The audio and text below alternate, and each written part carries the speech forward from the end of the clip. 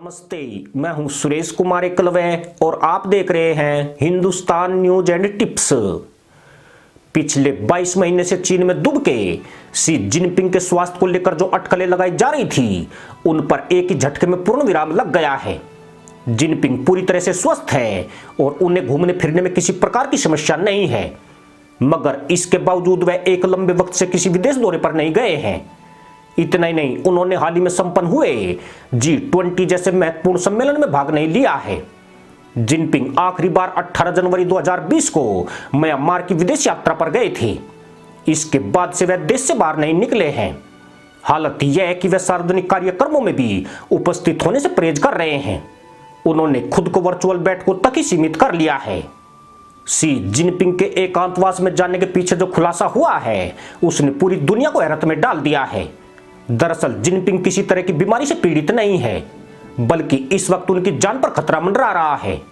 कई देशों की खुफिया एजेंसियां और उइगर मुसलमानों के आतंकी संगठन इस तुर्किस्तान मूवमेंट समेत ISIS जैसा खतरनाक मुस्लिम आतंकी ग्रुप भी जिनपिंग को अपनी हिट लिस्ट में शामिल कर चुका है।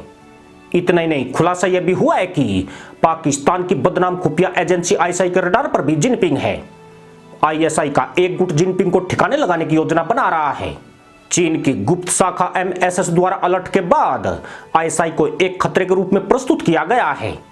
MSS के मुताबिक जिनपिंग के जीवन को विदेशी खतरा कहीं ज्यादा है। देश के भीतर भी आतंकी समूह उन पर हमले की कोशिश कर सकते हैं। इस वजह से उन्हें सार्वजनिक कार्यक्रमों से दूरी बनाने और फिलहाल विदेश यात्राओं से बचने की सलाह दी गई है।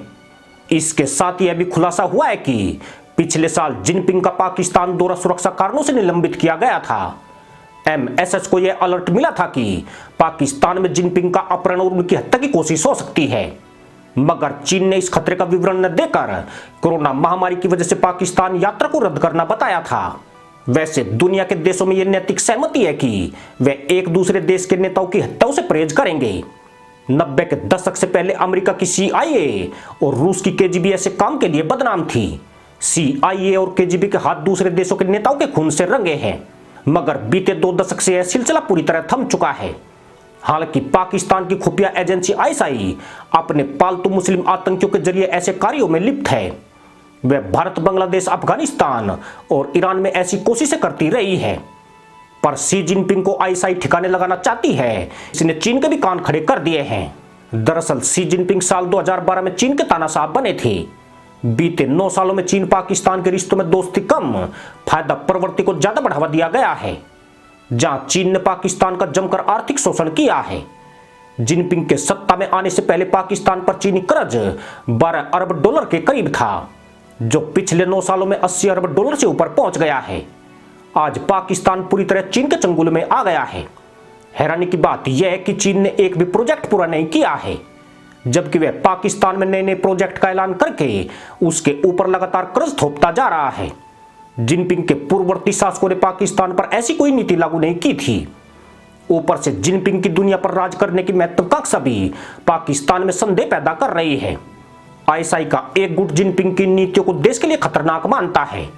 खासतौर पर मई 2019 में आतंकी मसूद अजहर को वैश्विक आतंकी घोषित कराने में चीन खुलकर पाकिस्तान के खिलाफ चला गया था। तब से ISI का यह धड़ा बेहद नाराज चल रहा है।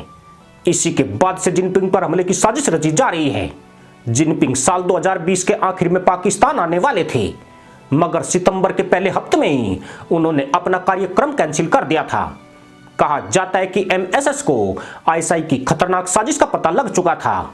हालांकि चीनी एजेंसी अभी तक भी ISI के उन अधिकारियों की पहचान नहीं कर पाई है जो इस साजिश का हिस्सा माने जाते हैं। वे यह भी मालूम नहीं कर सकी है कि क्या उन्हें अन्य कोई विदेशी एजेंसी भी मदद कर रही है, परंतु यह तय हो चुका है कि जिनपिंग को निपटाने में कई स्तरों पर साजिशें हो रही है। जिनपिंग का शासनकाल पाकिस्तान के लिए घाटे का सौदा रहा है। आज पाकिस्तान की कंगाल हालत के पीछे चीन की नीति जिम्मेदार मानी जा रही है।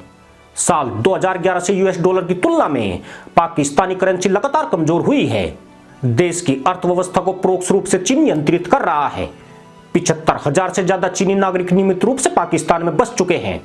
शासन प्रशासन में चीन अपनी घुसपैठ बेहद मजबूत कर चुका है और सरकारी अधिकारी उसके इशारों पर नाच रहे हैं। ISI का एक गुट, जिसे राष्ट्रवादी भी कह सकते हैं, इन्हीं वजह से गुस्से में तिल मिला रहा है। उन्हें लगता है कि जिनपिंग ने खुद को आजीवन चीन की सत्ता का केंद्र बिंदु बना दिया है।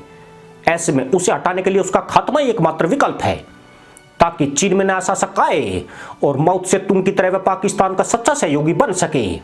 पाकिस्तान की आईएसआई चीन के आतंकी संगठन ईटीआईएम से हाथ मिला चुकी है। इसके अलावा वह शिनजांग के उइगर मुसलमानों में अपनी पकड़ मजबूत कर रही है। एमएसएस को संदेह है कि कुछ आत्मघाती हमलावरों को भी तैयार किया गया है जो शी जिनपिंग को टारगेट कर सकते हैं। हालांकि इस मुद्दे पर चीन बोलने से बच रहा है। उसने पाकिस्तान को इस साजिश पर कोई जानकारी भी नहीं दी है। उसकी एजेंसियां पुख्ता सबूत जुटाने के लिए भरसक कोशिशें कर रही हैं। बीजिंग भी पूरी तरह अलर्ट पर है और फिलहाल चीनी तानाशाह की सुरक्षा को बेहद मजबूत कर दिया गया है। साथ ही उन्हें विदेश दौरों से बचने और सार्वजनिक कार्यक्रमों में शामिल होने से परहेज करने को कहा गया है। बेहद जरूरी होने पर उन्हें बाहर निकलने की हिदायत दी गई है। इसी के साथ अनुमति दोस्तों, जय जवान जय किसान जय हिंद वंदे मातरम।